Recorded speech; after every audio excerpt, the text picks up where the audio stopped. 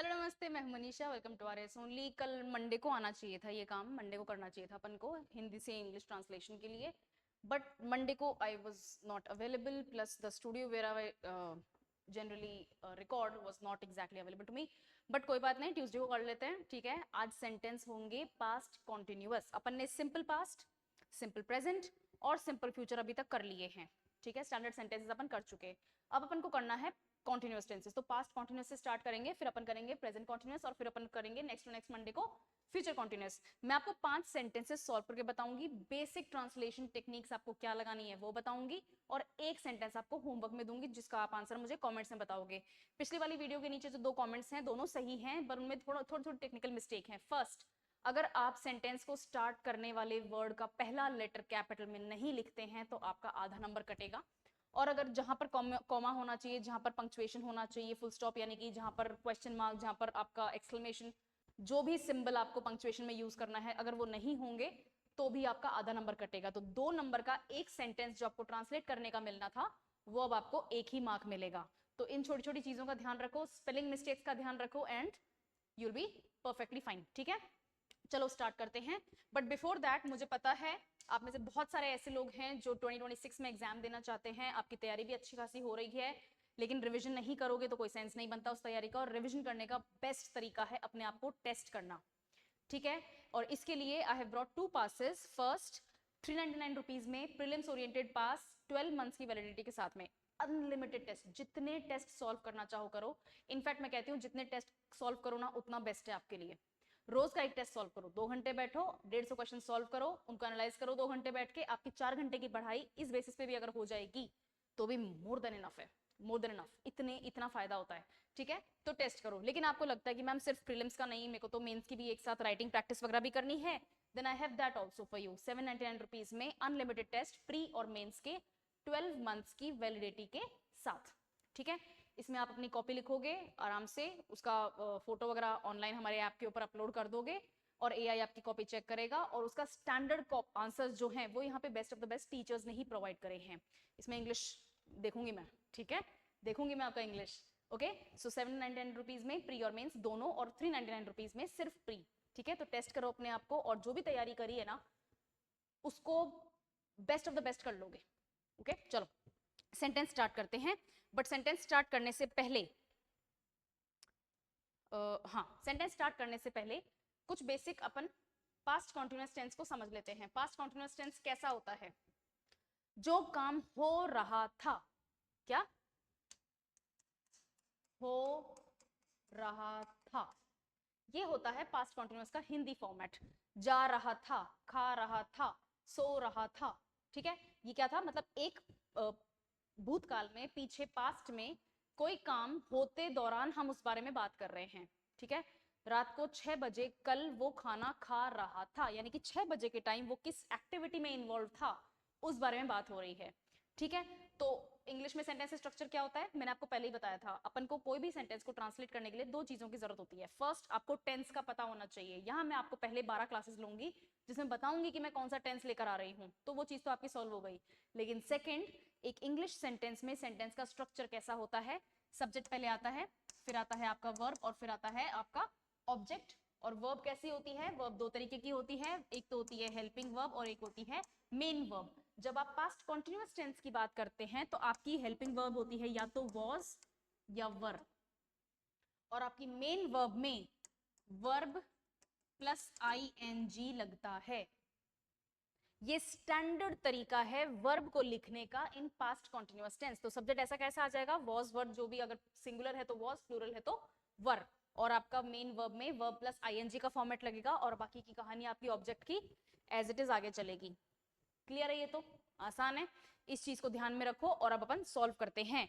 मेरी ट्रिक इतनी ही है कि आप वर्ड बाय वर्ड सॉल्व करो, और फिर जितने भी आपके पास में इंग्लिश के वर्ड्स हो चुके हैं उसको आप इंग्लिश के सेंटेंस फॉर्मेट में पिरो के देखो, ठीक है। पहला, जब देश स्वतंत्रता संग्राम में था तब युवा क्रांतिकारी स्वतंत्रता के लिए संघर्ष कर रहे थे। I hope this is visible. मैंने आज एक्चुअली ब्लू कलर ट्राई किया, फिर मुझे ऐसा लगा जैसे मेरे को विजिबल नहीं है, तो फिर मैंने नेक्स्ट वाले सेंटेंसेस ठीक कलर में लिखे हैं, but this is, I hope this is visible. जब देश स्वतंत्रता संग्राम में था, यानी कि वो इंडिपेंडेंस की जो फाइट है वो चल रही थी, ओके तो जब का हो जाएगा व्हेन द कंट्री, अब ये द कंट्री मैं इसलिए लिख रही हूं क्योंकि यहां पर भारत नहीं लिखा हुआ जिसको मैं इंडिया लिख दूं, ये देश की बात हो रही है। जब देश, व्हेन, अब इसमें यहां लिखा होता जब भारत स्वतंत्रता संग्राम में था, अगर ये लिखा हुआ होता तो जब भारत स्वतंत्रता संग्राम में था तब मैं लिखती व्हेन इंडिया वाज, ठीक है। अभी अपन लिखेंगे when the country, okay, was, इसके लिए क्या आएगा वाज। अब ये स्वतंत्रता संग्राम ये क्या चीज होती है, फाइट फॉर इंडिपेंडेंस, ओके, स्वतंत्रता इज इंडिपेंडेंस एंड संग्राम is fight, it's a battle, ठीक है, इट्स अ वॉर। हम लड़ाई लड़ रहे थे, जंग लड़ रहे थे इंडिपेंडेंस की, ओके तो ये जो फाइट फॉर इंडिपेंडेंस है इसको पूरा का पूरा मैं यहां पे लिखती हूँ, फाइट फॉर इंडिपेंडेंस, ठीक है। टेंस क्या है, पास्ट कॉन्टिन्यूअस, इसको लगा देंगे अपन पास्ट कॉन्टिन्यूअस में, डोंट वरी अबाउट दैट, इतना तो समझ में आ गया। तब युवा, युवा यानी कि यंग, क्रांतिकारी को बोलते हैं रेवोल्यूशनरी, ऊपर क्यों लिख रही हूं मैं, यहां लिखते हैं रेवोल्यूशनरी, ठीक है, यंग रेवोल्यूशनरीज। अच्छा, युवा क्रांतिकारी संघर्ष कर रहे थे, प्लूरल है, इससे क्या पता चला मुझे, प्लूरल है, तो फिर हम यहाँ क्या रखेंगे रेवोल्यूशनरीज, वाई नहीं आएगा IES आ जाएगा, ओके। स्वतंत्रता के लिए संघर्ष कर रहे थे तो ये हो जाएगा फ्रीडम, हाँ इंडिपेंडेंस भी हो सकता है, फ्रीडम भी हो सकता है। मैं यहाँ फ्रीडम सिर्फ इसलिए लिख रही हूँ क्योंकि 2 बार सेंटेंस में इंडिपेंडेंस आ जाएगा, सेंटेंस रिपीटेटिव महसूस होगा, सेंटेंस थोड़ा सा इलॉजिकल महसूस होगा, इसलिए मैंने यहाँ पर फ्रीडम लिख दिया, इतना ही है। के लिए संघर्ष कर रहे थे, फॉर आ जाएगा, संघर्ष आ जाएगा आपका स्ट्रगल। सेंटेंस बनाए, इजी है, सेंटेंस बनाते हैं। When the country was fighting for independence, okay, was fighting for independence,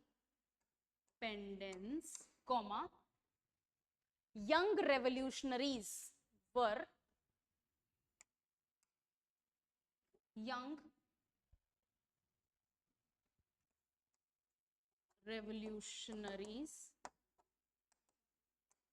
वर, क्योंकि प्लूरल है इसलिए वर आ जाएगा, यहां पर कंट्री सिंगुलर था इसलिए वॉज आ गया, वर स्ट्रगल, स्ट्रगल का स्ट्रगलिंग हो जाएगा STRUGGLING, struggling for freedom.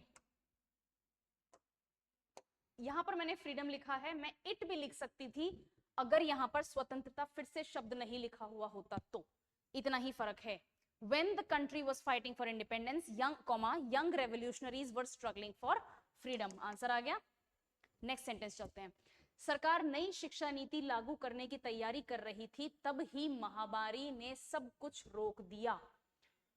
Bye God, मार्च 2020 याद आ गया मुझे ठीक है, चलो, सरकार इज गवर्नमेंट, नई शिक्षा नीति, तो नई इज न्यू, शिक्षा इज एजुकेशन, नीति इज पॉलिसी, लागू implement,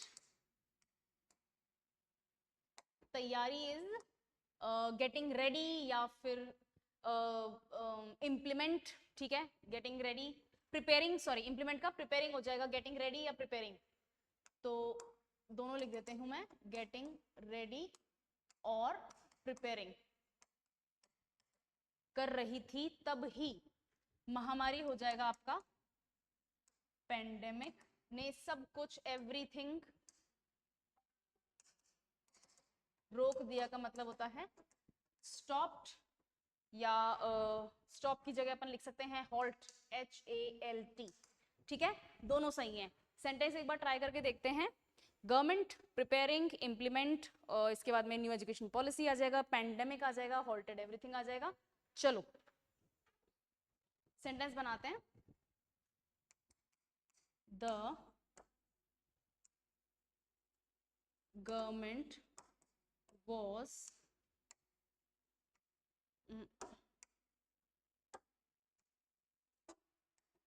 preparing to implement the new education, the government was preparing to implement the new education policy when the pandemic halted या stopped everything, when the pandemic halted everything. Sentence आ गया. The government was preparing to implement the new education policy when the pandemic halted everything. Ma'am new education और policy, इन तीनों शब्द का first letter आपने capital में क्यों लिखा है? सिंपल सी चीज है, ये रियल में एक पॉलिसी ही है, और अगर नहीं भी होती तो भी पॉलिसी का नाम प्रॉपर नाउन है, और प्रॉपर नाउन के वर्ड्स में जो फर्स्ट लेटर होता है वो कैपिटल होता है. ठीक है, ये तो नाउन का रूल है. राइट, चीजों का ध्यान रखना पड़ेगा, ऐसे ही नहीं याद आ जाएगा, प्रैक्टिस करोगे तो ही आएगा. नेक्स्ट सेंटेंस, किसान न्यूनतम समर्थन मूल्य की मांग कर रहे थे जबकि प्रशासन वार्ता के लिए तैयार हो रहा था. किसान कौन होते हैं इंग्लिश में? फार्मर्स. न्यूनतम समर्थन मूल्य ये क्या होता है? Minimum support price. एक और चीज का प्लीज ध्यान देना, एग्जाम में शॉर्ट फॉर्म्स नहीं चलेंगे. ठीक है, मैंने यहाँ पर एमएसपी समझाने के लिए लिख दिया है, फुल लिखना पड़ेगा मिनिमम सपोर्ट प्राइस. एमएसपी नहीं लिखना है, एमएसपी का फुल फॉर्म लिखना है, मिनिमम सपोर्ट प्राइस की मांग कर रहे थे. डिमांडिंग, मांग करना इज डिमांड करना. ठीक है, फार्मर्स डिमांड कर रहे थे. अब ये थे क्या होता है? पहली बात तो पास्ट है, लेकिन इसका मतलब प्लूरल है. हिंदी में हमें प्लूरल का पता सब्जेक्ट से नहीं चलता, नाउन से नहीं चलता, हमें पता चलता है वर्ब से. ठीक है ना, रहे थे तो एक तरह से हेल्पिंग वर्ब हो गया. ओके, तो यहां पर आपके पास में आ जाएगा वर्ब. ओके, वाइल दी, बार बार कॉल आ रहे हैं. क्या है आगे? जबकि प्रशासन वार्ता के लिए तैयार हो रहा था. वाइल, जबकि को इंग्लिश में बोलते हैं वाइल, WHILE. प्रशासन कौन है? एडमिनिस्ट्रेशन. वार्ता क्या होती है? टॉक्स. के लिए फॉर, तैयार इज रेडी, हो रहा था, ये पास्ट का फॉर्म चला गया. ठीक है, चलो लिखते हैं सेंटेंस को. कैसे लिखेंगे? Farmers were demanding minimum support price. कैसे लिखेंगे? Farmers were demanding minimum support price while the administration was getting ready for talks. Simple है, सेंटेंस हो गया. ठीक है, सेंटेंस हो गया. Farmers were demanding minimum support price while the administration was getting ready for talks. यहां पर क्या हो गया अपना? Helping verb, demanding, demand plus ING, main verb, was helping verb, get plus ING, TING, helping verb के साथ में main verb plus ING. ठीक है, ये हो गया अपना सिंपली पास्ट कॉन्टिन्यूअस का एक इजी सेंटेंस. नेक्स्ट, पर्यावरण विशेषज्ञ जलवायु परिवर्तन के प्रभावों पर चर्चा कर रहे थे जब सम्मेलन शुरू हुआ. तो क्या हो रहा है यहाँ पे? एनवायरमेंटल जो आपके वो होते हैं, एक्सपर्ट्स होते हैं, उनकी बात हो रही है. They were discussing the impact. Okay, ऐसे करते हैं. पर्यावरण इज एनवायरमेंटल, विशेषज्ञ आर एक्सपर्ट्स. कैपिटल नहीं आएगा, छोटा आएगा. ठीक है, जलवायु परिवर्तन इज एनवायरमेंट या फिर क्लाइमेट. परिवर्तन इज चेंज. के प्रभावों, ये क्या है? इफेक्ट. पर, ऑन, चर्चा, आर टॉक्स या फिर डिस्कस कर रहे थे. Were doing, were plus ING. जब सम्मेलन शुरू हुआ, तो सम्मेलन क्या क्या होगा? मीटिंग हो जाएगी, कॉन्क्लेव हो जाएगा, बहुत सारे वर्ड्स हैं, कुछ भी लगा सकते हो. ठीक है, या फिर कॉन्फ्रेंस भी हो जाएगा. शुरू का हो जाएगा स्टार्ट. इजी चल रहा है सेंटेंस? इसको थोड़ा सा सोचो, सोचो कि क्या लिखोगे यहाँ पे। अपने पास में जो स्टैंडर्ड इंग्लिश वर्ड्स हैं मैंने आपको बता दिए, सेंटेंस स्ट्रक्चर अपन को पता है और टेंस अपन का पता है, तो क्या हो जाएगा? एनवायरमेंट के जो एक्सपर्ट्स हैं वो डिस्कस कर रहे थे क्लाइमेट चेंज के इम्पैक्ट को या इफेक्ट को। इफेक्ट की जगह अपन crap, I am so sorry, प्रभावों की इफेक्ट या फिर इम्पैक्ट जब शुरू हुआ। ठीक है, ये है सेंटेंस, यही था, हाँ यही था। ठीक है, लिखें? अभी तक लिखा होगा ना, मैं लिख के बताती हूँ, चेक करना कि यही लिखा क्या। Environmental experts were discussing the impacts of climate change when the conference began या फिर started, दोनों सही हैं। ठीक है, एनवायरमेंटल एक्सपर्ट्स जो हैं वो क्लाइमेट चेंज से होने वाले जो प्रभाव हैं, इम्पैक्ट हैं, उनको उनके बारे में डिस्कस कर रहे थे, बातें कर ही रहे थे, या they were talking about it when the conference began या फिर व्हेन द कॉन्फ्रेंस स्टार्टेड, जब वो मीटिंग जो है, ये क्या कहते हैं, सम्मेलन जो है वो शुरू हुआ ही था। ठीक है, नेक्स्ट सेंटेंस देखते हैं। इजी चल रहा है ना, डिफिकल्ट नहीं है, आपको सिर्फ ये आइडेंटिफाई करना है कि इनका स्टैंडर्ड इंग्लिश वर्ड क्या है और अपन को सेंटेंस का स्ट्रक्चर में कैसे डालना है। हम सभी आत्मनिर्भर भारत के निर्माण के लिए प्रयास कर रहे थे, लेकिन चुनौतियां बढ़ती जा रही थी।